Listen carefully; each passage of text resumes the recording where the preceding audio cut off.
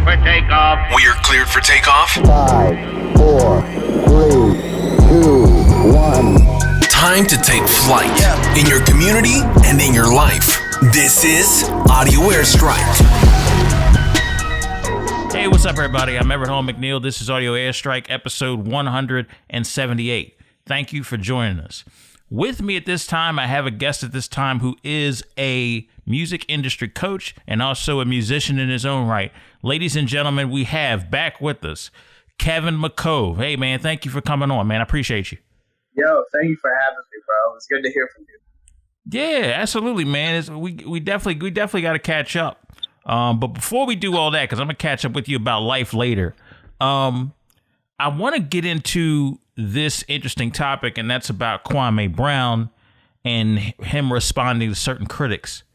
For those of you who are, basketball aficionados, let me start off by saying that Kwame Brown was pretty much the epitome of somebody who is like a first-round draft pick, and due to circumstances, he didn't live up to the hype that was surrounding him and pretty much got verbally abused because of it.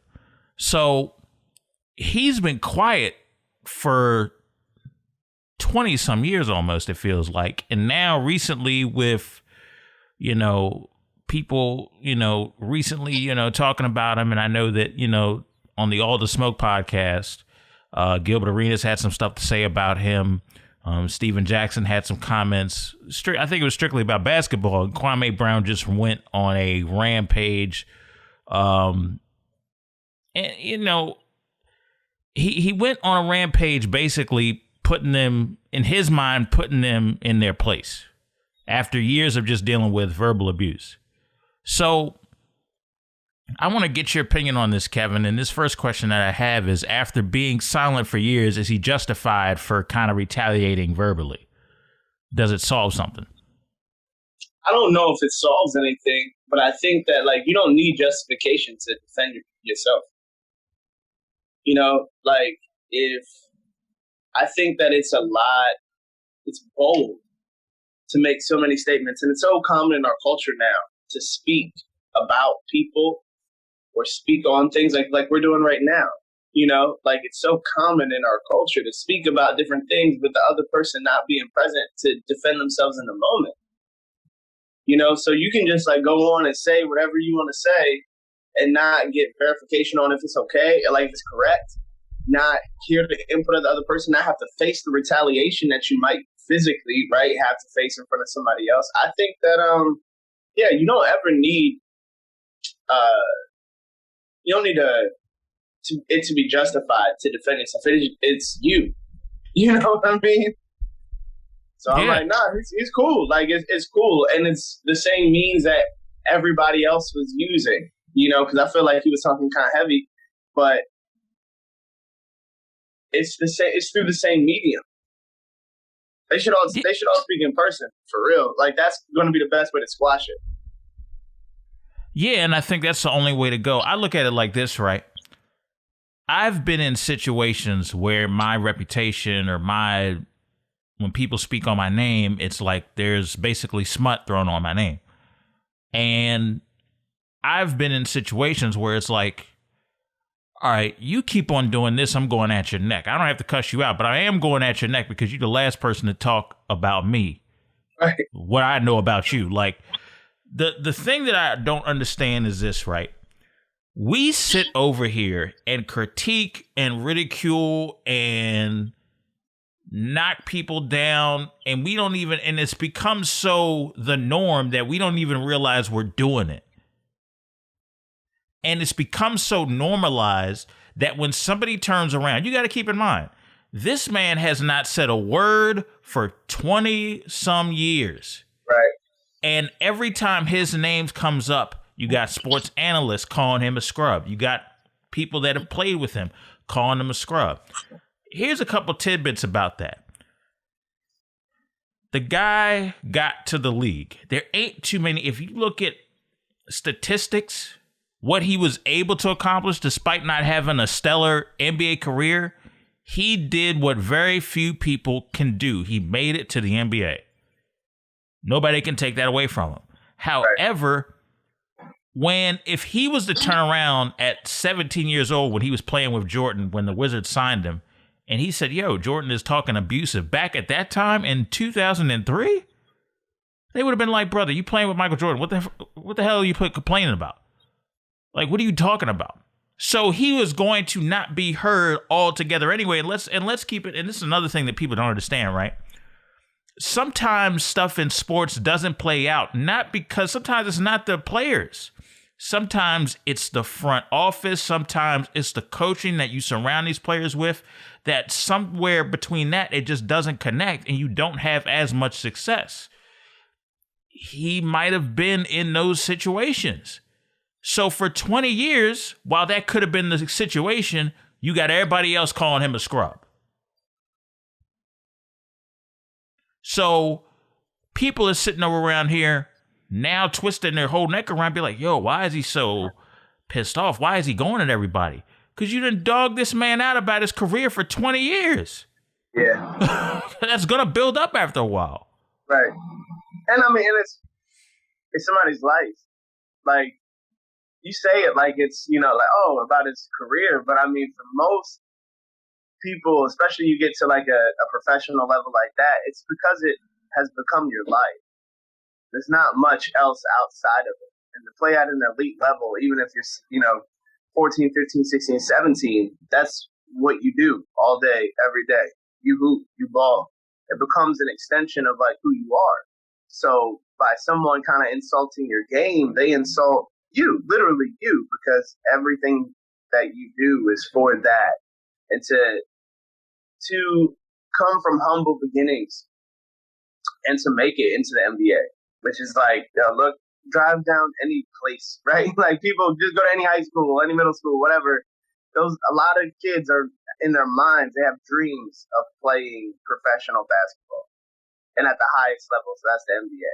So to actually be able to actualize those dreams and go to the NBA and play, and then have people still like dog you because you weren't good enough at that level. I understand that, like, there's levels. Just because you get to the NBA, that is not the like, oh look, I'm done, I made it now. Like there's a whole. It's like every time you climb a mountain, or every time you get to the peak, you gotta start over again. There's a new peak now. There are new heights. You gotta start over again.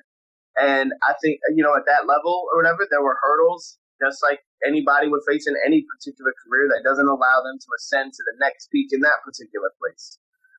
But to be in a position where you have so much hate and like vitriol, sports is this weird place, man, where all of it, a lot of the commentary is just designed to be negative. It is literally just designed to be negative. And unfortunately, not unfortunately, but fortunately, sports has been a means and where a lot of like black men can achieve wealth, power, and fame. But it's also a place where like black men are just constantly attacked all the time. It doesn't have to just be Kwame Brown. Like there's always going to be someone saying something negative about somebody. And it's not like it's limited to just their game, because then it becomes pieces of their character. Even if you're like LeBron, like, oh, like you don't have a killer instinct, or you don't have a blah, blah, blah.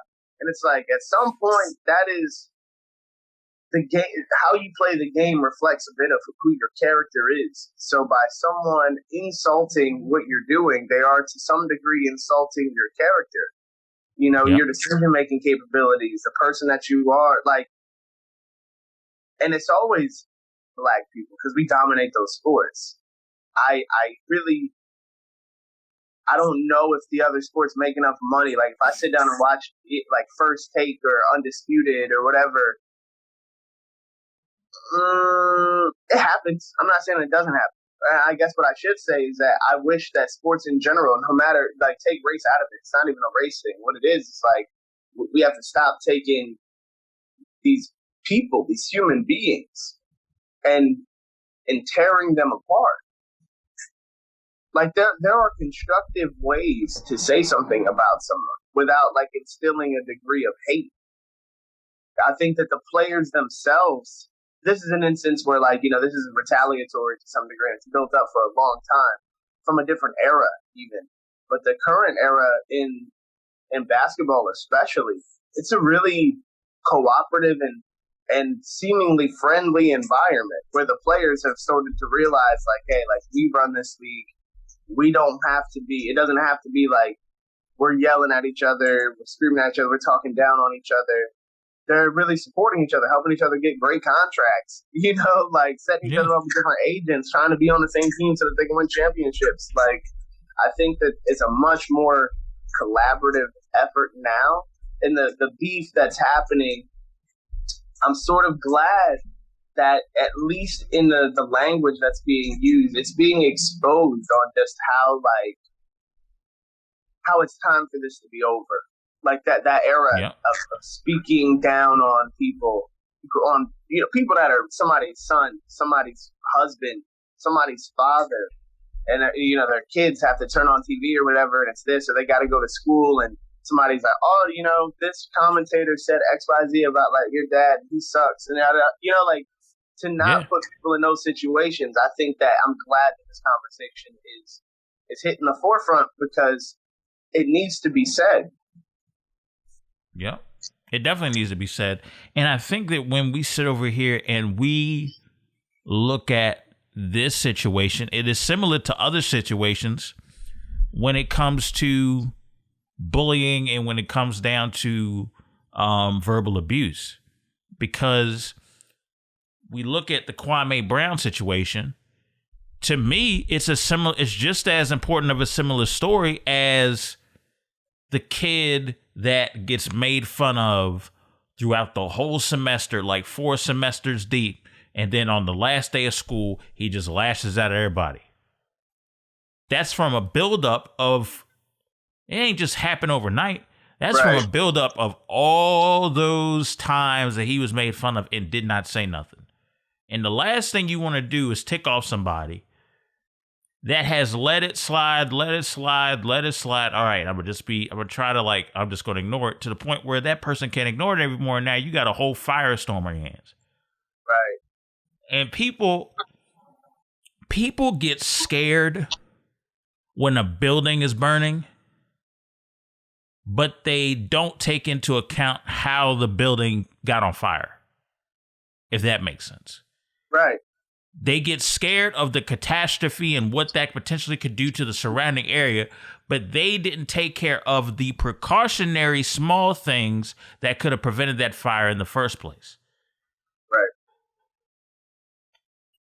I think personally, I hope that there is some type of resolution. I hope it's a respectable one, because these are men that are more than capable of having a very progressive solution and a very progressive conversation. But do I think it's going to happen? I think Kwame Brown is at a point where he's like, man, forget y'all. I don't want to hear no more. He might be at that point. You know what I mean? Where he's like, I don't want to hear anything else. I don't want to deal with you. I definitely don't want to come on your show and talk about it, because I'm, in my mind, are you doing it to find a solution, or are you doing it to find it for views? That's probably what he's thinking. And he's probably, because of a defense mechanism, he's probably overanalyzing everything and is like, I want the smoke on everybody. Now who wants it? Right. You know what I'm saying? Yeah. So, you know what I mean? He could be at that point where he's like, I'm not here to make amends. Like, I'm here to say what I got to say. I'm here to talk my stuff. And if you don't like it, oh, well, tough. I've had to hear it for 20 years, and I've been very silent about it. Now I'm on everybody's behind now. So, it's definitely a lot going on. Yeah, and I think that, like, maybe not even unfortunately, but just like human nature, even, with the ability to be able to speak to masses of people just by turning on your phone and stuff, and then get, validation. So you end up with some sort of confirmation bias to some degree, because the people that follow you probably appreciate or respect, or like they admire you to some degree. So when you come from an emotional place, they're going to support those emotions. And I think that if that happens in the thousands, stuff goes viral, whatnot. And what he said had truth, right? Like it was true. Like, hey, he's very articulate for a long time. I think that what it does though is it potentially, I hope that he just has enough poise to direct the conversation, because it could be really powerful. I think that right now he has a lot of power to, and maybe somebody who cares about this story, who's like a PR person, will reach out to him and say, hey, this is what we need to do to move this in the proper direction. This is how you're going to reclaim the last 20 years, is by creating a progressive conversation that actually does shift how sports commentators narrate, stories about the athletes, and also like really apply pressure, especially in like the social movement era that we're in right now. There's a lot of possibility to be able to just literally change how ESPN and like just how all sports commentators work, because you can create a feeling of just like, hey, us as fans, we don't support you talking negatively about anybody. Why is there so much hate on this person? Why is there so much hate on that person? What about the things that they did right? What about the thing? Like it's a whole community that looks up to these men. So when you down these men, you down a community. And I think if he can get the proper representation, or if he can represent himself properly, to spin it into that direction, that really applies pressure to say like, hey, this cancel culture is real. Like, we will cancel all of this kind of commentary. That could be hyper progressive. That could really, really, really change the narrative. Not only would that look good on him for being somebody who like spoke his mind, told the truth, and did it in like a respectable way, but it would also be a huge cultural shift that he would be sort of responsible for, and it would be a positive cultural shift and empowering. Yeah, I definitely agree. I think that there are a lot of discussions that can be pulled from this. There are a lot of life lessons that we can learn from this, because he's not the first person that's been in this mindset of, all right, y'all dogged me out for a long period of time, and now I'm on your behinds now. Anybody can get it. I'll say everything I got to say, and I will go at anybody who I got to go at. And while some people may be like, he's more than justified to get at these people. He's been called a bum for 20 years. He is at a point, especially when you sit over here and you look at, we're in May, it's mental health month and this and that. He's at a point, and I'm not going to go into his personal business because I think, and this is another side note, when Charlemagne brought up his backstory about his family and some of the unfortunate things that have happened, I don't think that was the right move on Charlemagne's part to bring that up, because what it potentially did was allowed people to think that because of the situation that happened with his dad and what his dad did, that he is capable, that Kwame Brown is capable of losing it and doing the same thing. That's how somebody can take that and run with it and be like, okay, well, if his dad did this, could Kwame do this? I think he was wrong in that regard to bring that up, especially when you probably didn't ask him, hey, is it cool if I bring this up on this national platform? I'm not saying that out of spite towards you, but is it cool if I bring this up to let people know that, hey, this is mental health month. We shouldn't be like, maybe we should leave. Like, he started off with the right premise and said we should leave Kwame Brown alone. But where he kind of went off track is bringing up this personal stuff that happened within his family. Right. And people, and the thing that may go wrong is people may interpret that as, oh, he could potentially act the same way. Is that what you're trying to say? We have to be more clearer about when we word stuff a certain way, how we word it, because people could take stuff and spin it. Right. And I don't want Kwame Brown to be looked at as a criminal, just like they tried to do a whole bunch of other African-American people throughout history that weren't acting like criminals. They were just being vocal and speaking up their mind. You know what I'm saying?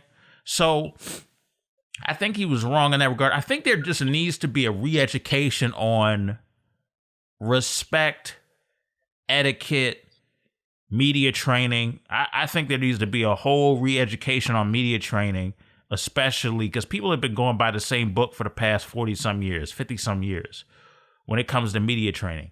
So right. I think there needs to be a whole do-over, a new version of when it comes to media training, where not only are the journalists are respected, but also there's respect for the players that they're talking about as well. And there's respect for where they leave off the field. Now, if it don't change, I'm like, look, maybe we need to rearrange defamation of character policies in the country if we want to take it that far. I hope it don't have to go that far. I hope we can figure it out on our own. But, you know, we have to do a re-education on what exactly is in the specifics when it comes to media training. So I think that's another solution we got to do too. Yeah, I mean, I feel like what makes this more real is that just by listening to his voice, you can tell that it comes from a place of pain. It's not in the place of I'm retaliating out of like anger type. It's not that kind, you know, and so like it touches a deeper frequency when it's not just like that reactionary, like I have a hot head. This is like, no, this is baked. This is deep. This is real pain. This is real, like, hey, I'm actually really tired. And I think that's why it resonates with so many people, because you can get that vibe. Like, hey, this isn't just, I'm upset right now, I'm blowing off some steam. This is real. Right. Like, this is really deep, and this is real, has really caused you emotional pain. And there's a level of respect that you can put on somebody, too, when it's like, man, you've been really letting this slide for a while. There's a level of respect for that, because a lot of people would be like, man, I would have did this, or I would have did that, or I would have said this, or I would have already been, you know, like, right. So when you have enough poise to like keep holding your demeanor for so long, everybody understands that it's like, look, you cannot keep poking somebody and expect them to forever just keep sitting there. I felt like he's been very poised, and even in what he said, I'm like, it could have been way worse than that, you know, which is why I think that he's in a position to make a cultural change, to make like a real change, because he didn't go to the nth degree. It didn't go that far. It really went from a place of like, hey, like, I really want this to stop, and not just for me, but for anybody else like me. I don't want anybody else to have to go through what this feels like. And there's a level of nobility in that. Yeah, I definitely agree. Yeah, it's not just self-serving. It's like it could potentially help a lot of people. Who knows how many other people feel like him? How many other athletes out there feel like him? There's probably plenty of other athletes who just get like talked about all the time. You know, if it was outside, if Tyronn Lue had not like won the championship with LeBron, and now has like kind of built his name as a coach, if that didn't happen, he would just always be the guy that Iverson stepped over. Right. With that one thing, like, you know, forget everything else that he did. Forget being the person who the Lakers decided to put on the best offensive player, which must mean that you're the best defensive player on the team. You know, like, and it's and that's the responsibility you have. And now everybody, when they talk about you, it's literally just kind of clowning you, like, oh, yo, that shot, that, wow, this man has a family. This man has kids. This man wants to be able to, you know, have some pride too. Like they're just, we have to stop doing that. We have to stop tearing down our own people in our own communities, because, like, look, I think that every show, especially now, right? We're talking 2021, you know, like there's representation across the board. There's men, there's women, there's black people, there's white people, there's like, you know, like there's representation that is growing. And with that growing representation, though, I still feel like there is not as much hate. Like, women don't necessarily hate on other women in their own commentary. I don't hear a whole lot. And, it's like, okay, I watch sports and I watch the commentary and stuff. There's not a ton about, like for instance, Elena Deladon, right? Follow her career very closely. Went to high schools in the same state. I saw her play in high school, went to the same college, watched her play in college.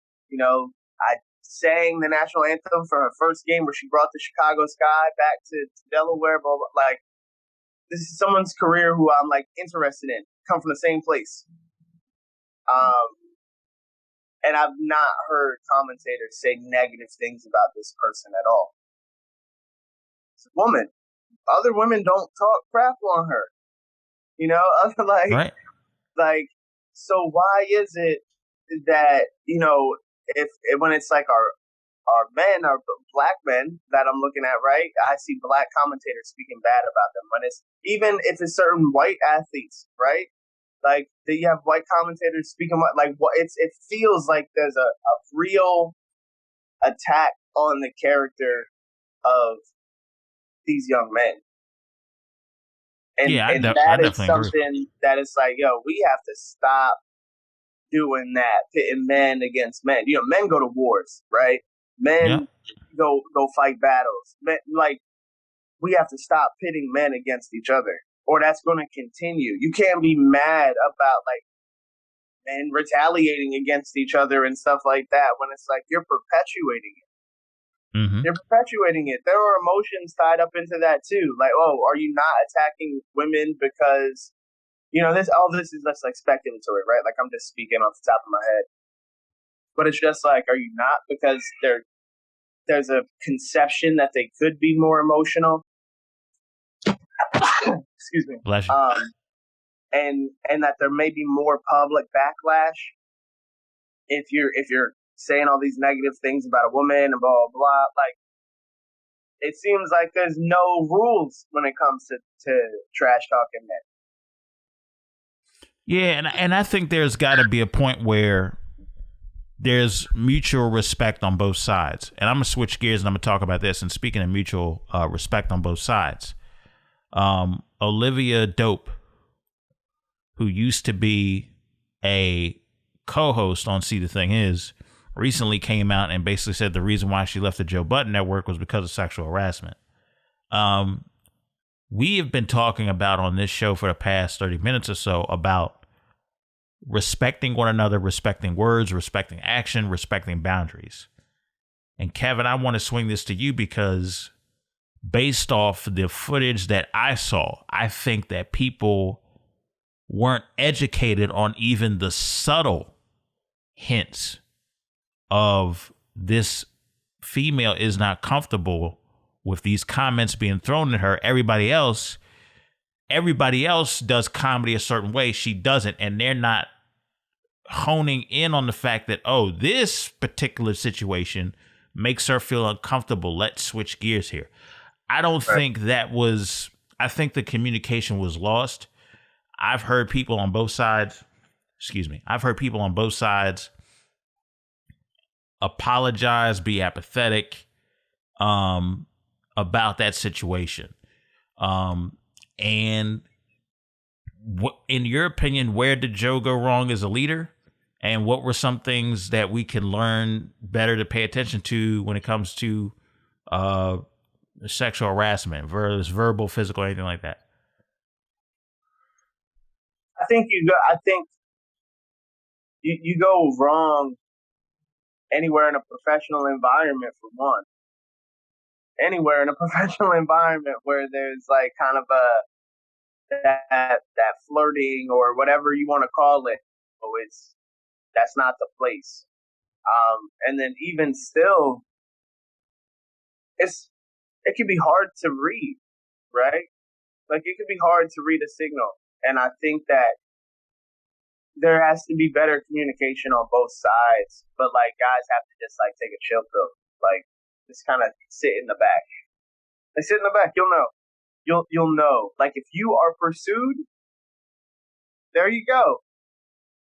You shouldn't really have to. I mean, I guess I shouldn't say words like shouldn't or whatever like that. But I guess it's the safe. You're in the safest position and probably the most respectful position.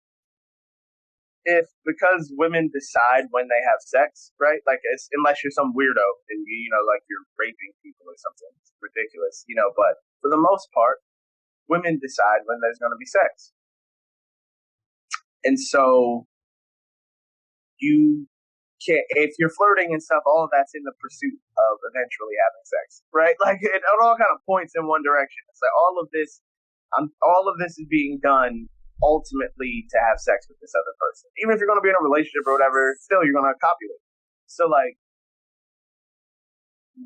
let that situation come to you, because it's not going to happen unless that person wants it to anyway. So you might as well just let them initiate everything. And hopefully you would hopefully as a man or of any sort or whatever, you're just in a position where you have enough confidence and poise to be able to attract, instead of having to chase, instead of having to put yourself out there to be like, oh, well, I want this person, I want that. Like, that's a position of, this maybe be controversial, but I think that anytime that you're reaching, right, anytime that you are asking, that you are pursuing, even in like contracts or anything like that, right, in the music business contracts, if you're pursuing, if you're looking for a manager, if you're looking for an agent or whatever, you do not have any of the power.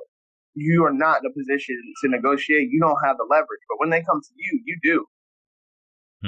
So I think that for men, it's an ability to flex up your masculine energy, your position of power and authority, by not having to pursue. By not at all. Any moment that you pursue, you're kind of like, you're weakening your position. And I don't think that, for him, that he ever needs to put himself in that position. I don't think that any man really needs to put himself in that position, because it is safer. It is safer, right? Like, if we're talking about safety, we should look at safety from the point of like, from an equitable place and like equality, right? If we're going to talk about rights changing, then they change in both directions. It is not that like, okay, when rights change over here, that none of the rights change in any other place. Like, no, like there's a shift that happens everywhere. It's not that you get less rights. It's just that you can't operate the same way. You were operating from a point of privilege, a position of privilege before, to not get in trouble for doing stuff that maybe you should have gotten in trouble for. Mm-hmm. Now you can get in trouble for it, which means you also now have to adjust how you move, because that's how it should have been. So there's like kind of how you were talking about re-education about like media training.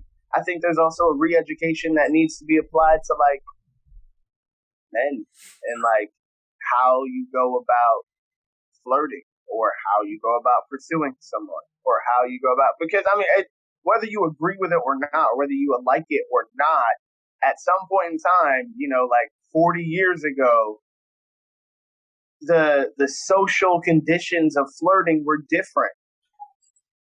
Yep. The social conditions of flirting were different. So if you come from an era where like those were norms, it was a norm to grab somebody and be like, hey, like, I'm interested in you. And that can be taken well, right? Like, because we always tend to talk from this position of like privilege of like, everyone thinks that this is bad. That is not true. That is not true. Different people from different places, from different cultures, from different backgrounds, from different life experiences that interpret different actions different ways, they may not look at that as a negative thing. Like, so there's education that's required everywhere. Education about like respect, self-respect, and respect for others, and what that looks like. And so I think that like in that position, yeah, bro, like you messed up. It's like, yo, you messed up. You really did. You messed up.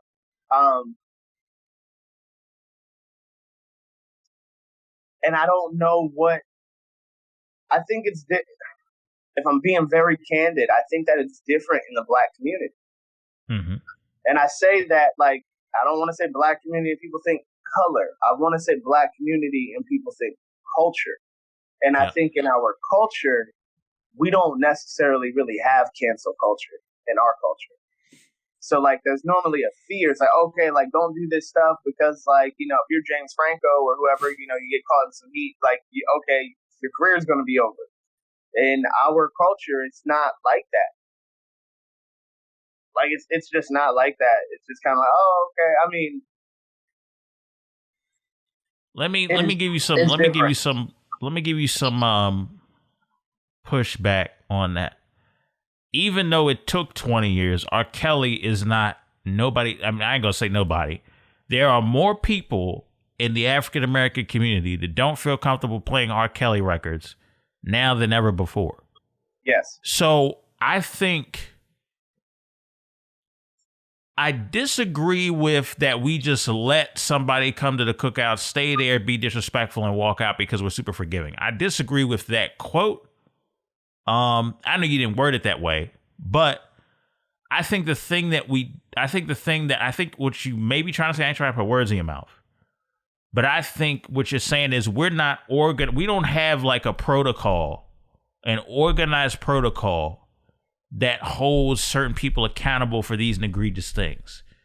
If we just kind of, as it's happening, we kind of figure out the protocol as we go, and it's not like organized from the jump. Am I hitting the nose on the head there, or sorta? Yeah, I guess I just think that's like we don't own any platforms or like there's not a lot of power. So for the people who do hold power, when they get caught up in jams and stuff like that, we're hesitant. We're like a little more lenient because it's like, dang on, like this is tough, and there are already so many things that you have to watch out for. There's police. There's how did you get to where you got in the first place? There's like the corporate structure. There's like, you know, anybody who looks like us, they know what it's like. You have to learn to be able to become comfortable, especially when you're getting up in like more places with more money, places with more power, places with more like recognition. You tend to have to really learn how to be comfortable being around a bunch of people that that don't share a lot of the same cultural values as you, but just also don't look like you. I can't tell you how many times I've been in a place and it's like, oh, I'm the only Black person here. Or the Black population is maybe 10% and everybody else. And I can tell you that when a mistake is made by a Black in that position, it's like, if I'm also Black, I'm trying to not get you in as much trouble because everyone's eyes are on you. Everyone is looking at you. Like, this is very difficult for you. It's not the same. You just can't blend in with everybody else. You can't assimilate the same ways. And it's the same way, if there's anybody on this podcast who's like Asian or Caucasian or whatever like that, every time you are in a situation, and if you've had the privilege of being able to be in a situation like this, where you are the minority, and you're a minority against people in positions of power. Everyone around you has more authority and more power, comes from a completely different culture, and also comes and it doesn't look like you. When you make a mistake there, that mistake, it really is a glaring mistake. And you would hope that if there's somebody else that kind of shares the same values or shares the same, you know, skin or whatever that you do, like you can identify. I guess that's what I'm really looking for. You can identify with that other person, that they look out for you. Like that's just a human norm. If you don't agree with that, then you don't agree with like certain times of like human norms. And you should read the book by Robert Greene called like The Laws of Human Nature. Like there is science and psychology behind different types of tendencies and group mindsets and biases. These are just true things. Whether it makes you feel uncomfortable or not, educate yourself on them because you do have to deal with them. And I think that like it puts us all, because it is a difficult thing to deal with, it puts us in this position where we're like, what can I let you get away with and what can I let you get away with? Mm-hmm. Because it's like having a kid. It's somebody that you care about a little more. If it's your child and they do something wrong, and it's a stranger's kid and they do something wrong, you can make excuses for your own kid. You may say you know what? They really didn't mean it to be like, especially if you know that somebody else, an outside authority, we're going to call that public opinion right now from Joe Budden, right? An outside authority can pretty much ostracize your child, right? You're going to say, like, you're going to try to make excuses. Hey, look, I know that this is wrong and that they shouldn't have done this, but like, they're going to learn and blah, blah, blah. And I'm going to make sure, because you're trying to protect, you're trying to soften that blow to try to protect. That's normal when you care about somebody. When you don't insulate, when you don't protect, that's when you expose it out there to be like, oh yeah, and then you did this and blah, blah. You're like, that I think in black culture a lot, we try not to do that.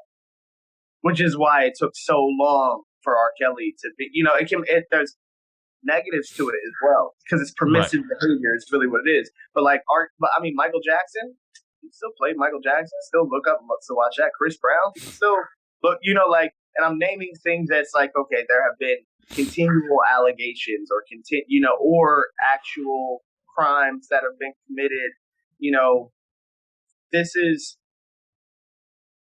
We tend to try to overlook those things. Yeah, we definitely do. It's done in the other culture too. It's done everywhere, and that's why I made the illustration that I made. It's not just unique. Like, look, Robert Kraft was just running like a sex ring. You don't hear anything about that. Sure don't. You know what I mean? So it's like everybody protects their own is the point that I'm saying. And so if you're a woman or, have pro-feminist beliefs or anything like that, you can see this is bad. Even if you're a regular guy and you don't oppose those beliefs, right? You still can see this is wrong. Now, how far you pursue it being wrong is just where you lean. Some people are going to take this to the moon. They're going to be like, yo, this is bad. Cancel, fire, get all the contracts away, exit Spotify needs to drop them from the podcast. There's going to be that extreme. And then because it's on a spectrum. And there's going to be some people who are like, he should issue an apology statement that was wrong, blah, blah, blah, and let's keep it moving and let's make sure it doesn't happen again. There's just extremes. That's all it is. But it's correction does have to be made. Yeah, I definitely agree. I think there's correction. I think there needs to be re-education. And I think at the end of the day, we need to understand. I feel like with these things, when these things come up, we need to have a case-by-case basis. What is the rules that this person goes by that she deems or he or she deems, because let's be honest, sexual harassment does happen to guys too. So I'm not minimizing the issue. I'm saying it happens on both genders. So we are sitting over here looking at this whole entire situation and going, okay, based on what this person is going through, what this person deems as sexual harassment, how do we look out for that? On their definition of what sexual harassment was. If you didn't ask for permission, she might think of it as, oh, you touched me, I didn't ask for permission, that's harassment. Don't touch me like that. Okay, fine, that's your rule. So now we better know how to educate. So now for your particular case, we know don't do that to you. Instead of just going for the hug, be like, hey, you want a hug? Right. If you say yes or no, that's cool. Because now we know what the barriers are. And I think that is some stuff that we are going to have to do. And I hate to be that dude, but we have to have time to educate ourselves over what this training is going to be. I can't read your mind and figure out what you're comfortable with or not comfortable with. Sometimes you got to tell folks. Sometimes you got to let people know. Every time. Sometimes, yes. You got to set expectation. You got to tell people up front, look, these are my standards. This is what I'm okay with doing. This is what's not so okay with doing. And here's my reasoning why. We have been taught as people to not express our boundaries. And then by the time we get to expressing them, it's too late and it's past the point of disrespect. And now we feel less than, and now we're dealing with trauma that we didn't, that we don't know how to cope with. So if we leave the barriers on the table up front for everybody to see, now there's no miscommunication. These are my barriers right in front of your face. If you cross one, you can't say you ain't see it. Because I said it, I put it right in front of your face. That's what needs to happen with cases like this. Because I tell people, look, this is going to sound super controversial. Go ahead. Which is funny. I'm just kind of throwing it out there to be like a little bit of a devil's advocate. But it's also like there's some practicality to it, right? Which is like everyone uses their charm to make a situation more desirable, right? Like I could sit to you and I could talk to you like we would probably have never been friends if both of us, right, didn't express some elements of charm to each other.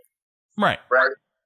Like, hey, like I'm trying to get to know you, you're trying to get to know me, like we're cool, like we're gonna smile, we're gonna dap each other up, we're gonna like use a lighter voice. We're not just gonna be like talking to each other like this. Because even though that's neutral, neutrality can be perceived as kind of like standoffish or negative. Right. It doesn't create a warm and like a positive work environment or professional relationship or friendship. So people are going to try to create warmth in the relationship. People do it through different mechanisms, right? Like through different means. And what happens if you set up a boundary, but then you want to shift your boundary? Now you have to overcome your pride to say like, hey, I know that I said that this wasn't okay, but it's okay now. And now what you've done, now that you've moved a boundary, you're right back in the same position because it says that your boundaries can be moved. Mm-hmm. So now we're pacing. So now if I move a boundary for you, which is natural, it's normal. People move boundaries all the time. But I'm saying when you verbally communicate, this is a boundary. And then you say, okay, I'm going to take this boundary away.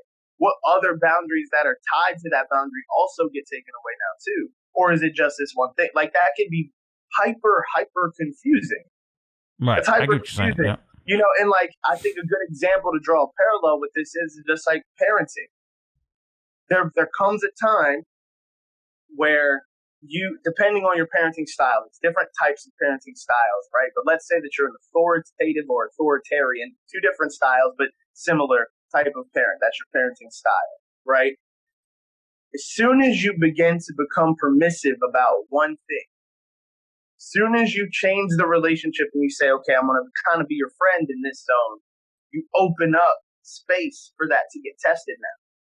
Mm-hmm. You open up a change here because now when you try to go back to being stern again, the kid is like, whoa, wait a second. That's not the expectation that you said. You gave me leeway.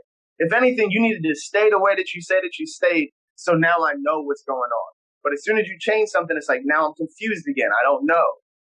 And that's like where kids feel like you flip-flop. Or even in relationships, like, oh, I feel like this person is flip-flopping. So I think in a professional relationship, that's even harder. If you are going to set boundaries, I think that even when you want to change them, because it can be advantageous to you, right? Hey, I'm looking for let me be a little nicer. Now that could be misread. Like, hey, I don't want that. Blah, blah. Like, it is a power, right? It's an advantage. Not everybody is good at flirting. Not everybody is good at having like a loquacious personality. So it's a gift. It's an ability to be able to focus and use to get advantages in life. Some people don't have those advantages. But when you create a barrier system that if that is your gift and you literally disadvantage yourself, you've lost a way to gain traction. And I think that's going to come. Everything comes at a cost, so it's kind of like, I think that could be potentially very costly to certain people, or what it does is it just changes completely the dynamic. And then you kind of get back into that like old school, and I'm just using boys club as a term, not like that it has to be specific to men, but like old school boys club mentality where it's kind of like bullish. Everything is bullish. There is none of that like charm or anything like that, like niceties. The niceties will be gone because it's literally only business. I'm not trying to be like, hey, this is a potentially dangerous situation for me. You know what? I don't even want to bring women onto my podcast. I don't want to bring women onto my show. I don't want women in here at all because I don't want this to be, it's like, that's a potential. I'm not saying that's what's going to happen, right? But it's like, that's a potentiality for people feeling afraid that like, every single time something like this happens, I touch somebody, I want to hug. I'm a friendly person. I talk to you and I touch your shoulder, I'm in trouble. I hug you because it's a nicety. Like, and I'm not saying that's a good buddy because that was clearly not what that is. But I'm just saying when there's because you mentioned something before, you're like, if this person deems it sexual harassment, you can't read somebody's mind. I could be talking to you and touch your shoulder and think that it's friendly and have friendly intention and nothing else, but it could be perceived the wrong way. And now I can have a whole movement coming against it. That type of thing creates polarization is all I'm saying. It creates this place where it's like, it's safer if we just don't even do it. Right? Like that's like boys and girls bathrooms when you're a kid. It's like, realistically, 6 and 7 year olds are not thinking anything sexual. You do not need to separate them in a bathroom. It doesn't matter. Those kids don't know any different. They're not thinking like that. But you do it anyway so that there's no confusion. You separate them. I think that there's a possibility that a normality could be put in place just the same way with kids and stuff, even though it doesn't necessarily have to be that way. That it could be like, nah, we're just going to have men stuff over here and we're going to have women stuff over there. And you're right back to that whole like type of segregation. Yeah, I definitely agree. I think when it comes to the boundaries, I think there needs to be boundaries that are set in stone. Like, hey, I think it's almost like classes. These are the boundaries. They're not movable. These are boundaries that can be moved, that can shift. And then this is what I'm light on and okay with. I think those categories can help the case. You know what I'm saying? And that way it can just kind of give people a gauge on, okay, these are boundaries that are flexible. These are boundaries that are not. These are the ones that we're okay with. Okay, that's good. I can rock with that. That conversation has to be had, though. Sexual organs. You shouldn't go touching other people's sexual organs or something like that. Like I think that's like a clear boundary that everyone is aware of, right? Like that's like that boundary's so clear it's become a social norm. But what's not clear is like, like your eyelashes look really nice. Compliment. Right. That could go completely the wrong way. When the intention could literally just be like, look, I noticed that you spent money on something, you took some time out to like enhance your physical appearance. You did it for a purpose. I'm acknowledging that purpose and congratulating you and admiring what that is. And that's all. But that could be perceived as like, you're harassing me. So should I not say anything? Okay, so I guess I shouldn't say anything. And if you feel like you can't say anything, in other terms of life, even though I'm not saying that this is what it is. This is for you to think about is all. But in other terms of life, when someone feels like they can't speak what's on their mind, there's a word that we use for that, and it's called oppression. So, like, I think that you're absolutely right. There kind of has to be some clarity, but also in that clarity, we have to also be able to use common sense. Right. Common sense is variable, right? But to some degree, we do have to be able to apply common sense. Yeah. Yeah. I mean, it's one of those, there should be reasoning that's obvious. Obviously, if somebody comments on, oh, you have a nice dress, that's not sexual harassment. They're commenting on your dress. If you come in here with a sundress on and it's looking stylish and fly, and somebody is sitting over there saying, oh my goodness, this is a nice dress. Where'd you get it from? Right. That's not sexual harassment. They really like the artwork of how that dress is made. and it looks good on you, like, I don't think nobody should take that as a diss. Right. That's why you have it on, because you know it looks good on you. That's why I put on certain shirts. That's why I put on certain clothes, because I know that it looks good on me. I tried it on before I bought it, or I I got in the mirror and I made sure that I looked right, or I might have even changed the shirt. So should I be offended if now someone affirms to me that the thing that I thought was nice was nice? Yep. Yeah. Yeah, it's true. It's true. I definitely agree with that. Man. It's crazy, man. I hate that there's a damned if you do and damned if you don't situation with this. And I think it just, like I said before, a simple re-education could help. You know what I mean? And just knowing where everybody's boundaries is, no matter what it is on the scale.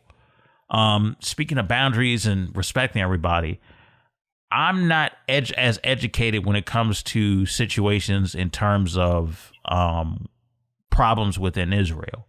But I wanted to bring this up because this has been a big topic over the coast. So pretty much Israel began a campaign of airstrikes against Gaza by May 16th. Some 950 targeted attacks had demolished completely or partially destroyed 18 buildings, including 4 high-rises, 40 schools, and 4 hospitals, and also struck hopefully I pronounced this right, Shati refugee camp. If I pronounced it wrong, forgive me. Also, a truce became into effect that past Friday morning in the Middle East after days of fighting that claimed hundreds of lives. All I have to say about this, man, is I hope there is some kind of common ground. I hope we can find some type of peace, because, you know, I remember even when I was growing up, people were saying peace in the Middle East. There was a reason for that. That was a whole phrase, yeah. Yeah, that was a whole phrase. It was, and you know, it kind of tells you how old we are because it's kind of dated now. Somebody says it, but back then, that was the phrase to say. And back then, there were conflicts that were going on back then, and Israel was in the middle of it. So I'm saying this to say, I hope there's peace. I hope they can find some kind of common ground, and I hope that something can be done about this, man, because this is disheartening. Like, I feel like this has been an ongoing situation from years, and I don't even know if this situation is a direct derivative from the situations of the past. It may be a new conflict. Kevin, I don't know what you may have read about this, but I don't know anything on this, and I definitely can't speak on it. But what I can speak on is, like, we got to love each other more as human beings, as a race of people. We got to love each other more. I mean, everything that we've even been talking about, right? Talking about the Kwame Brown situation. Ultimately, that whole conversation just turned out to be like, sorry, my bad. I was no problem. Ultimately, that whole conversation was about, like, hey, like, we got to respect people. We got to love people. We got to stop hating on people. We got to stop tearing other men or other people in general. We got to stop tearing human beings down. We got to stop hating other human beings. That's what that whole conversation essentially was. The Joe Budden conversation was essentially like, hey, like, we got to respect people. We got to love people. We got to be able to, like, communicate and, like, come to common ground. And, like, that's essentially what this is too. It's like there is a lack of love from one human being to the next human being. And that lack of love manifests itself in a bunch of different ways. I mean, the most extreme form of lack of love for another human being is to literally have disregard for their life, to take their life from them, their life form. Not just like their means of, creating or the career or how they feel or whatever, but literally killing them, murdering them. You know, that is the highest degree of disrespect to, like, human life. But the whole conversation has essentially been a lack of love, and that to me says that, like, hey, we have work to do. All right. Well, we experienced a little bit of a technical difficulty, and Kevin's feed cut out. So I'll be taking over for the rest of the topics. First off, I want to thank Kevin McCove for stopping by and giving some great game and giving his opinion on the different topics that we've had here today that he was able to be included in. I just kind of want to wrap up the conversation and talk about the late, great Paul Mooney, who passed away at 79. And he's been responsible for a lot of dope content being responsible behind the scenes on a lot of dope content. He has been the writer on Sanford and Son, Good Times, some of Richard Pryor's comedy films such as Which Way Is Up, Bustin' Loose, Hollywood Shuffle. He was a writer on. He was also the head writer on In Living Color, and he also helped. He also would appear in sketches such as Ask a Black Dude and Mooney at the Movies on the Dave Chappelle Show that was seen on Comedy Central originally. And he has been such a dominating force behind the scenes in the comedy world. It is spectacular. He is opinionated, was no holds barred. I'm going to say it exactly how I got to say it. If you don't like it, tough. People used to leave his comedy shows because they'd get offended, couldn't take the heat. But he stood steadfast and was like, hey, this is what I'm going to say. I'm going to say it how this is going to be. And you guys have to deal with it. And you have to respect the level of honesty and the level of braveness that it took to be that bold at that particular time and to say how you feel and say what you got to say. So rest in peace, Paul Mooney. Definitely your legacy will definitely never be forgotten in the annals of comedy and which you contributed to this world and which you got people to be open to in terms of dealing with race, in terms of dealing with sociology, how we talk to each other, how we discuss things and stuff of that nature. So he basically had a no holds barred conversation on what's happening in our world. So rest in peace to him. Well, folks, I just want to wrap this up and let you know, thank you so much for being a part of this episode and listening in. I want to thank Kevin McCove for stopping by and giving his knowledge and his expertise on some of the things that he sees. So I definitely want to thank him for that. So we will be back next week with another episode for the month of May. Keep tuning in. We appreciate it. Keep checking in. Until next time, everybody, y'all take care now.